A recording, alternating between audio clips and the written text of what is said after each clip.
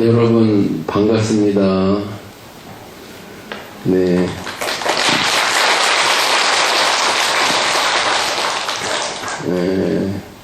제가 전생에 무슨 복을 많이 지어가지고 이 대한민국에서 제일 좋은 땅, 강남에 또 제일 좋은 절에 와서 제일 훌륭하신 여러 분들을 모시고 법문을 하게 됐는지 모르겠습니다. 저 자신 아주 매우 기쁩니다. 아무나 이 강남 땅에 살고 싶지만은 누구나 살 수는 없죠. 어쨌든 복이 많으신 분들이 사시는 곳이라고 생각을 합니다. 우리는 인연에 의해서, 부처님 말씀에 의하면은 인연에 의해서 만나고 인연에 의해서 헤어집니다. 인연에 의해서 태어났다가 인연이 다 고갈되면은 죽습니다.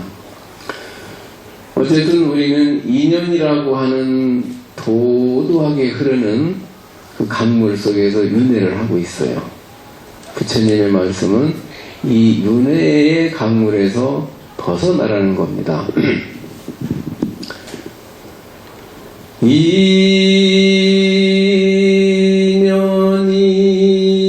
인연이라는 강물 위에다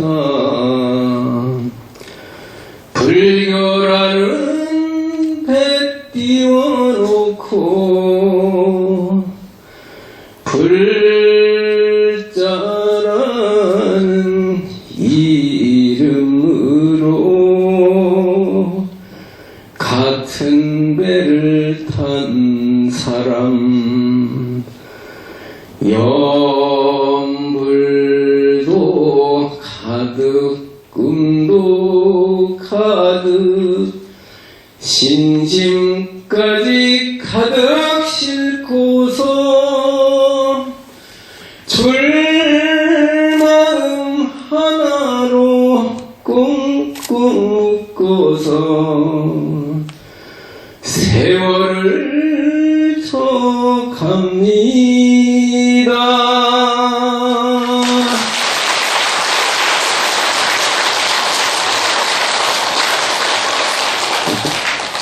어디 괜찮았습니까?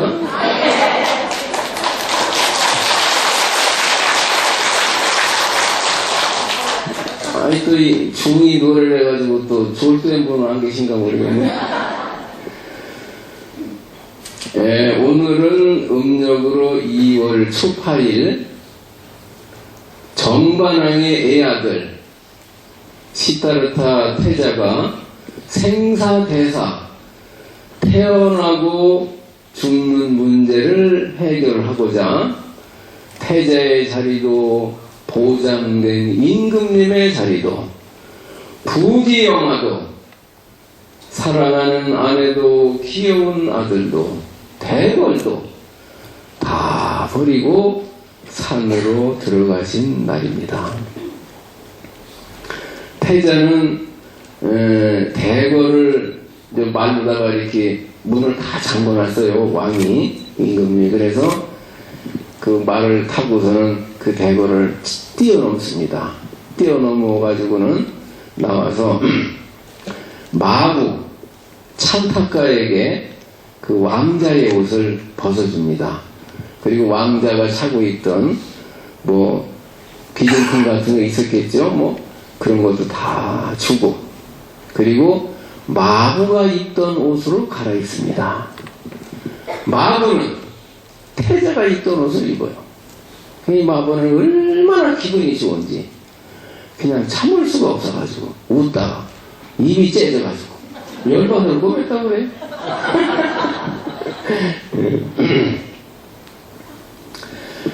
모두가 강선이 되려고 부자가 되려고 난리 아닙니까 지금? 이 세상에 얼마나 좋은 것이 많습니까?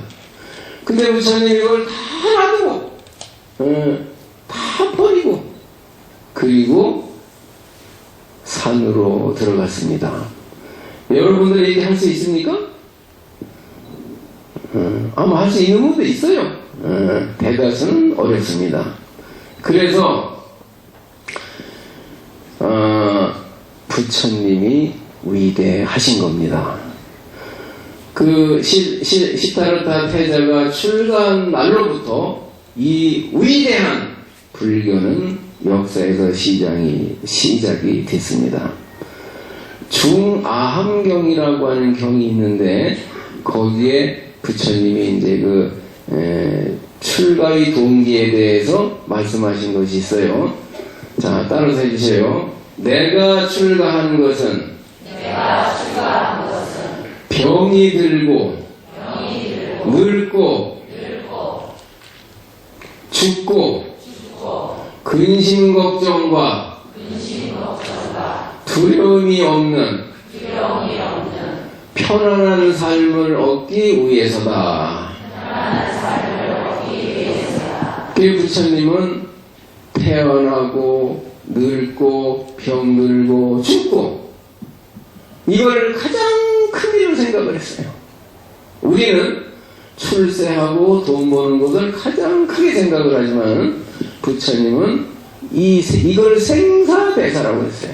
가장 큰 일이라는 거예요. 그리고 두려움이 없는 편안한 삶을 사는 것이 이것이 더 태자의 자리보다도 중요했습니다. 부처님의 일대기를 담은 소설이 있어요. 불소행찬이라고 하는데 거기에 보면은 부처님이 태자가 이제 출가를 하게 된 원인이 몇 가지가 나옵니다. 태자의 어머니가 일주일 만에 돌아가셨어요. 일주일 만에. 그 이모 프라자파티에 의해서 양육이 되었습니다. 그게 아마 가슴 아팠을 거예요. 또 인도도 농업국가입니다. 그래 농사가 시작될 때가 되면은 임금님이 논에 가서 농사를 처음에 짓습니다. 우리나라에서도 그랬어요. 설렁단이라고 하는 데 가서 그래서 설렁탕도 생겼는데 쟁기로다가 밭을 가는데 그 쟁기 끝에 벌레가 이렇게 몸이 잘라져 가지고 나옵니다. 새가 와서 그걸 물고 가요.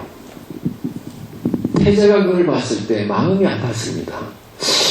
삶이라는 게 약육강식이구나. 저렇게 살 수밖에 없는가라는 생각을 했다는 겁니다. 그리고 동서남북 사대문으로 나가서 늙은 사람, 병든 사람, 죽은 사람을 봤어요. 참으로 마음이 아팠습니다. 그 늙어가지고 힘없는 노인네, 병들어가지고 신음소리를 내는 사람, 죽어가지고 상여가 나가는 것을 봤습니다. 또 한 가지, 수행자의 그 생로병사를 초월하는 듯한 아주 맑은 얼굴을 봤습니다. 이것이 출가의 원인이 아니었는가 하는 겁니다. 어쨌든 아버지 정반하면 이 아들이 자꾸 이상한 생각을 한단 말이에요. 저 부처님이 탄생하셨을 때, 태자가 탄생했을 때 아시탄 선생님이 와서 그랬어요. 재석천왕이 아니면은 부처님이 된다고 그랬단 말이에요. 왕은 재석천왕이 됐으면 좋겠어요. 근데 아니 부처가 이 왕궁을 떠나버리면 안 되잖아요. 그러니까 그 아들을 놓치지 않기 위해서 아버지는 별 방법으로다가 출가를 막으려고 합니다. 우리나라는 3계절이지만은 인도는 우리가 4개 계절이지만은 인도는 3개의 계절이에요. 건기, 우기, 하기. 건기가 이제 겨울입니다. 하기는 아주 열대지방이기 때문에 더운 여름이에요. 우기는 그냥 석 달 동안 매일 비가 쏟아져요. 그러한 날씨의 특징을 가지고 있습니다. 그래서 건기, 우기, 하기의 계절마다 편안하게 따뜻하게 살 수 있는 대궐을 지어줬습니다. 거기에다가 마음을 붙일 수 있도록. 또 아주 이쁜 여인들을 불러다가 매일 노래를 불러요. 춤을 춰요 그냥. 그리고 술을 따르게 합니다.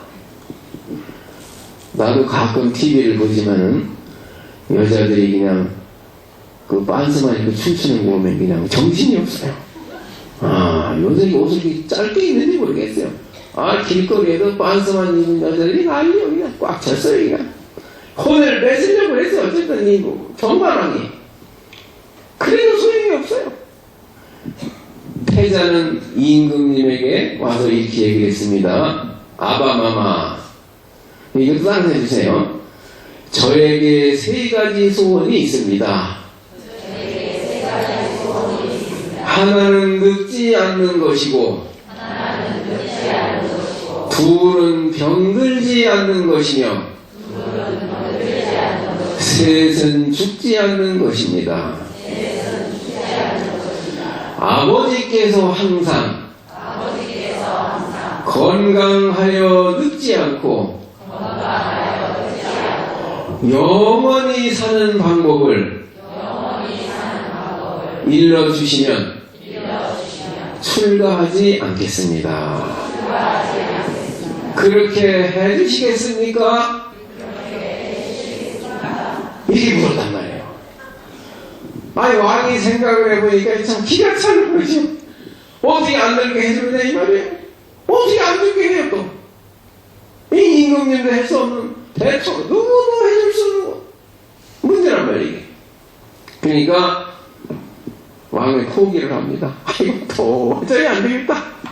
그냥 출가를 갖다가 막는 걸 포기를 합니다. 또 이 태자가 출가를 하게 된 이면에는 아까도 말씀드렸지만 그거 이외에 또 다른 것도 있으리라고 생각을 합니다. 아들이 태어났어요. 아들이. 이 세상에서 가장 소중한 존재가 뭡니까? 부모님에게 아들이란 말이에요. 그거보다 더 소중한 건 없어요. 근데 내가 지금 생로병사에게를 가고 있는데 이 귀여운 내 아들에게도 똑같이 생로병사를 주어도 되겠느냐. 내가 이걸 해결을 해가지고서 벗어나게 해줘야 되지 않겠느냐. 아들을 끔찍히 사랑하는 아버지의 마음에서 이렇게 생각할 수도 있다는 겁니다. 그래서 이제 이 태자가 나중에 부처님이 됐을 때 아버지는 이제 제가 신자가 되었고 마하프라자파티 이모조 양어머니 그 다음에 야수다라 부인 라울라 아들 그리고 사촌 동생들을 다 불러다가 스님을 만들었어요. 이 생로병사라고 하는 강물에서부터 벗어나기 위해서. 이 태자는 19살에 어쨌든 임금님이니까 그 인도에서 가장 이쁜 여자를 골랐을 거 아니에요? 어쨌든 간에 임금인데 또 어느 여자인데 또 가고 싶지 않겠어요. 어쨌든 가장 아름다운 이름이 야소다라고 그랬는데 야소다라 그랬는데 이 야소다라를 아내로 맞이하고 29살에 아들을 낳았어요. 29살에. 그리고 아들을 낳은 그 해에 출가를 했습니다. 출가에는 두 가지가 있어요. 신출가, 신출가입니다. 몸뚱이가 출가를 하는 것이 있고 마음이 출가를 하는 것이 있어요. 집을 떠나서 산중에 와서 수행대로 살아도 마음이 맨날 집에 가 있어요. 자꾸 세상을 생각을 해. 그거는 몸뚱이는 여기 있지만은 마음은 집에 세상에 가 있는 거란 말이에요. 이건 진정한 출가가 아니에요.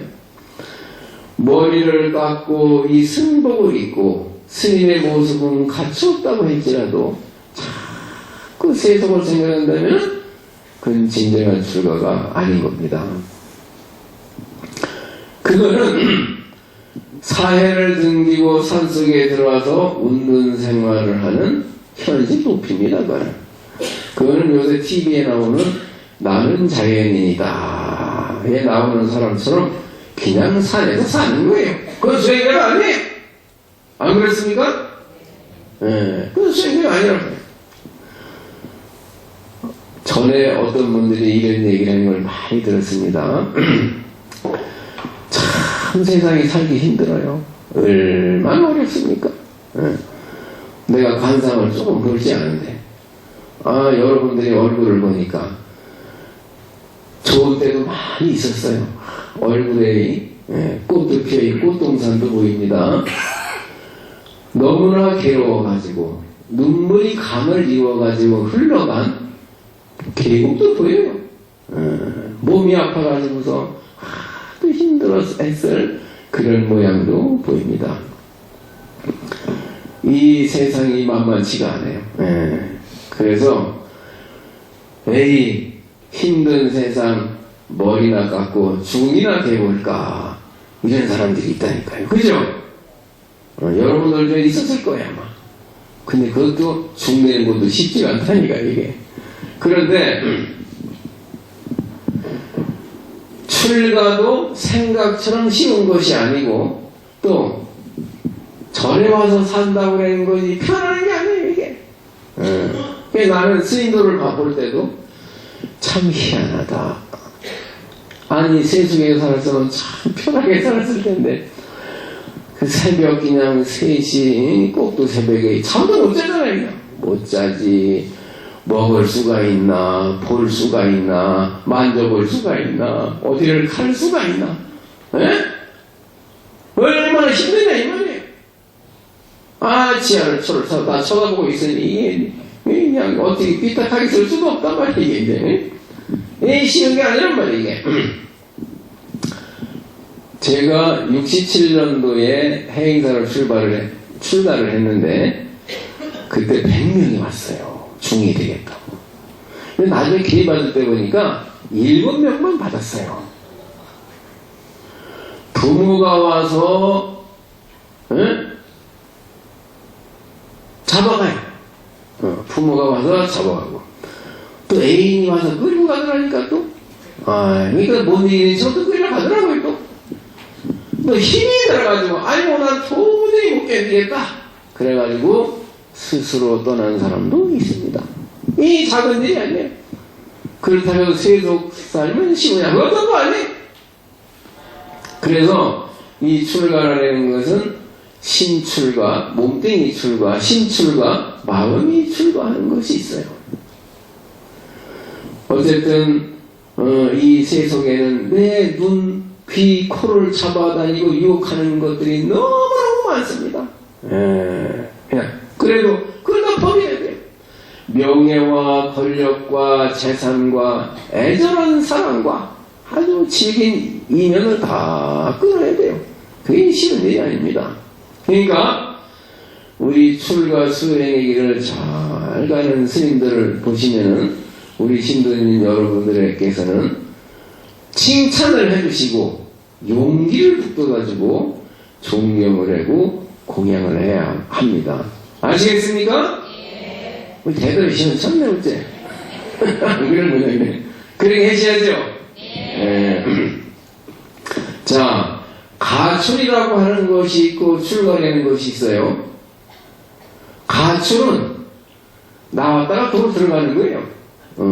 몇 번이요 나왔다 또 들어가요. 나왔다 들어갔다. 그게 가출이에요. 저기 보따리 싸가지고 못 살겠다고 나왔다 또 들어가요. 그건 가출이에요. 근데 출가는 뭐냐? 한 번 집을 나오면 다시는 들어갈 수가 없어요. 출가 애인이라 그러잖아요. 여자가 시집을 가면 못 온다 이 말이에요. 다시는 친정해. 그게 출가예요. 그게 출가 애인이라고 그러잖아요. 그게 너무 시집살이가 옛날에 시집에 못 살겠어요. 뭐 또 전에도 시집에서 또 막 어쨌든 집을 나와가지고 친정으로 오면 친정에서 뭐라고 그럽니까? 너는 출가인이다. 죽어도 그 집 귀신이 되어야 된다. 또 쫓아내잖아요. 그 어디로 가요? 어디로 갔어요, 그들? 네? 절로 갔어요? 성황당으로 갔어요, 성황당. 네. 성황당으로 갔어요. 그래서 성황당에 가서 딱 서 있으면은, 무조건, 처음에 보는 남자가 데려가서 살아야 돼요. 아내가 있던 없던, 그게 법이란 말이에요, 그게. 무조건 데려가서 살아야 돼요. 나도 혹시 그럴 일이 있으려나 싶어서 성황당에 몇 번 가봤더니, 없더라니까, 요새. 남자가 나와있어요, 남자가. 근데 남자가 보통이 사는 세상이요. 그래, 가출과 출가는 이런 차이가 있는지 아시겠죠? 출가는 다시는 못 돌아가는 겁니다. 우선 출가를 하는 건 집을 떠나는 거란 말이에요. 집은 뭡니까? 내 보금자리예요. 내 의지처예요. 나를 보호해주는 곳이에요. 또 한쪽으로는 집은 굴레입니다. 속박이고 감옥에 생사윤회를 하는 원상이다 이 말이에요. 그러니까 생사대사를 건너면 어떻게 돼요? 출가를 할 수밖에 없는 겁니다. 그래서 이 집에는 보금자리와 감옥이라는 의미가 같이 들어있어요. 보금자리만 됐으면 좋겠지만 그 시간에 이 보금자리와 굴레는 분리가 될 수 없어요. 그래서 이걸 확실히 알아야만 출가를 할 수가 있는 겁니다. 자, 그럼 여기서 집을 비유를 했는데 꼭 우리가 사는 집만 얘기한 게 아니에요. 이 몸뚱이를 집이라고 그러는 겁니다. 또 몸뚱이를 불교에서는 옷이라고 그랬어요. 큰 스님이 돌아가실 때 내가 언제 돌아가야 되겠다. 옷을 갈아입어야 되겠다. 그래. 옷을 갈아입어야 되겠다. 그러니까 어떤 보사님이 새 옷을 해왔더라니까. 그게 아니고 이 몸뚱이를 새로 바꿔 입는다 이 말이에요. 몸뚱이를 옷이라고 했어요. 몸뚱이를 집이라고 그러는 겁니다. 진정한 출가는 몸뚱이로부터 벗어나는 거예요. 그게 뭡니까? 여러분들 너무나 잘 아시는 아상으로부터 벗어나는 겁니다. 모든 불자들이 태자처럼 다 출가를 할 수는 없어요. 근데 이제 비화경에는 이렇게 말씀하셨습니다. 삭발한 것만으로는 출가라고 하지 않는다. 머리를 깎은 것만 가지고 출가가 아니라는 거예요. 생로병사로부터 벗어날 때 그때를 진정한 출가라고 하는 거다. 그러니까 출가는 세속을 떠나는 것도 아니고 세속에 있는 것도 아니에요. 머리를 깎는 데 있는 것도 아니고 안 깎는 데 있는 것도 아니에요. 세속에 있을지라도 이것만 알면 생사대사만 커내면 스님들이 하는 공부를 똑같이 하면 다 여러분들도 스님이란 말이에요. 안 그래요? 여러분도 다 스님이에요. 스님이 하는 일을 여러분들이 못할 리가 없어요. 더 잘하는 분도 많아요.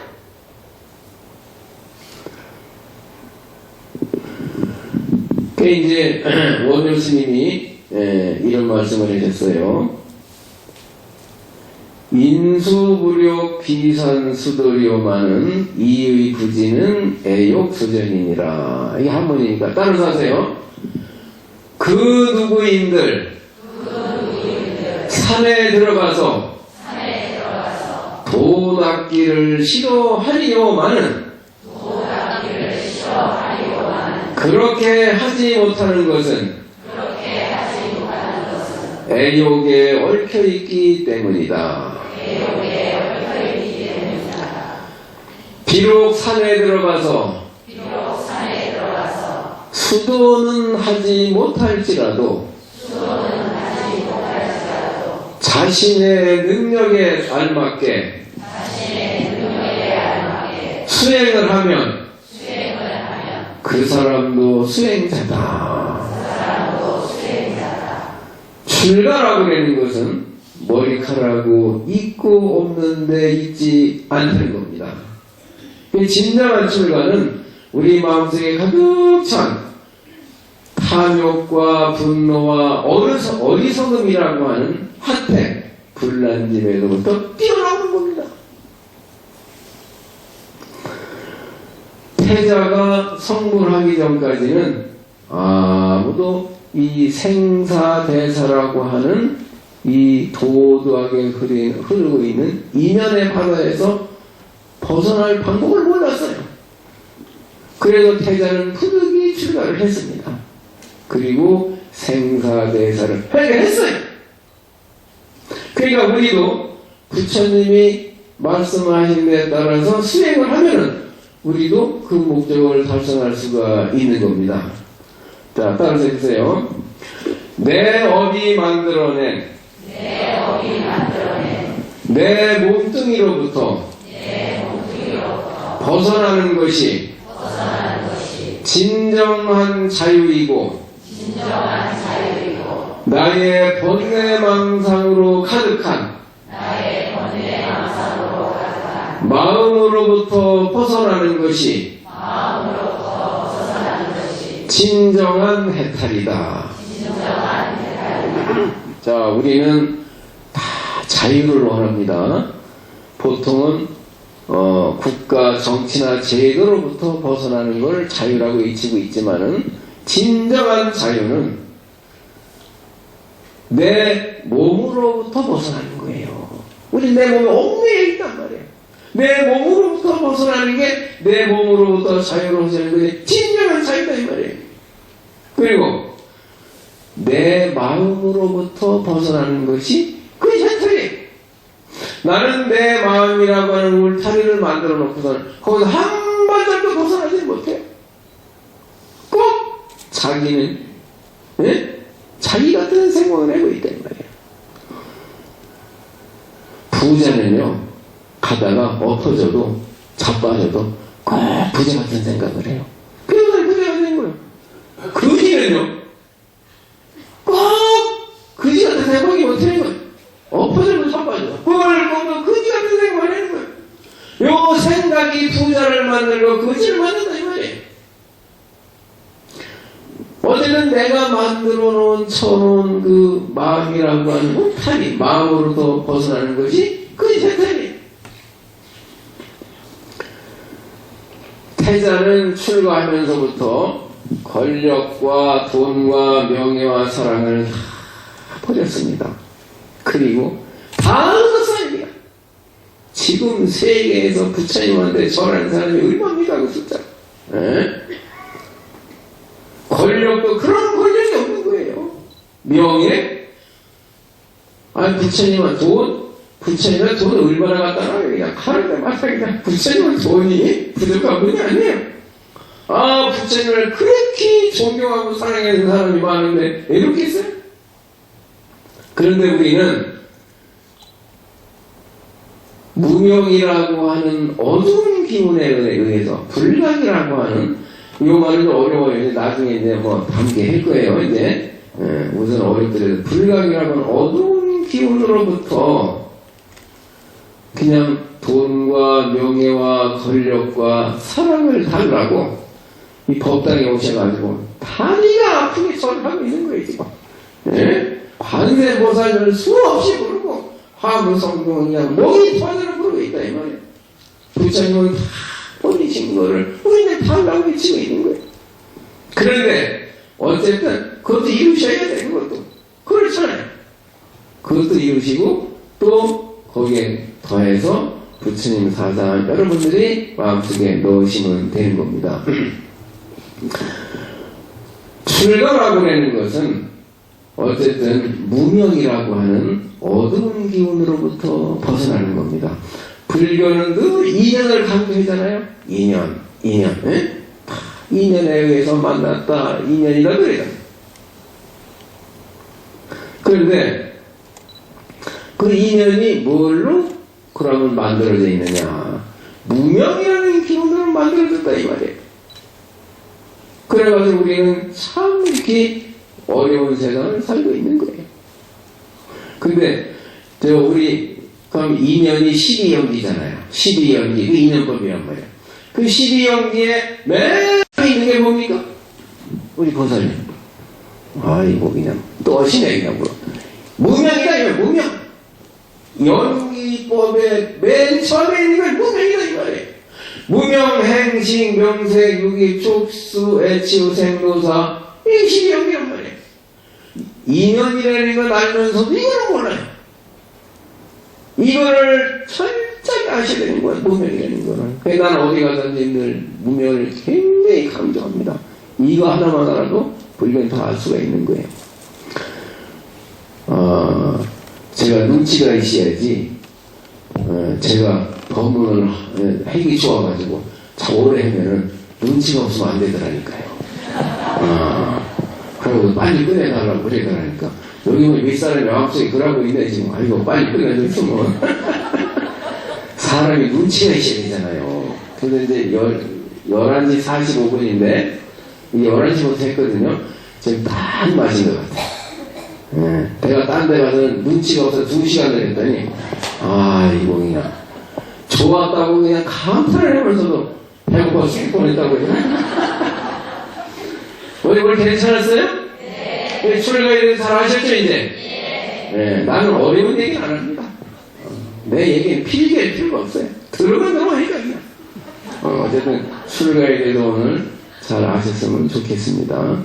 그리고 오늘 또 큰 스님들께서 많이 와서 경청해 주셨는데 고맙습니다. 우리 스님들한테 박수 한번 쳐주세요. 그리고 이제 제가 우리 여기 주지 스님, 원학 스님이 코를 해서 왔습니다. 우리 주지 스님은 참 얼마나 잘생겼어요. 그 글씨도 얼마나 잘 써요. 또 초원시를 참 해요. 그림도 얼마나 잘 그려요. 내가 참새를 그렸는데 보니까 짹짹 소리가 나더라니까. 책도 또 잘 써요. 또 필망이네. 어쨌든 우리 주지 스님이 그래도 제가 영광스럽게도 오늘 이 자리에서 법문을 할 수가 있었습니다. 오늘 안 계시지만 우리 주지 스님을 위해서 박수 한번 해주세요.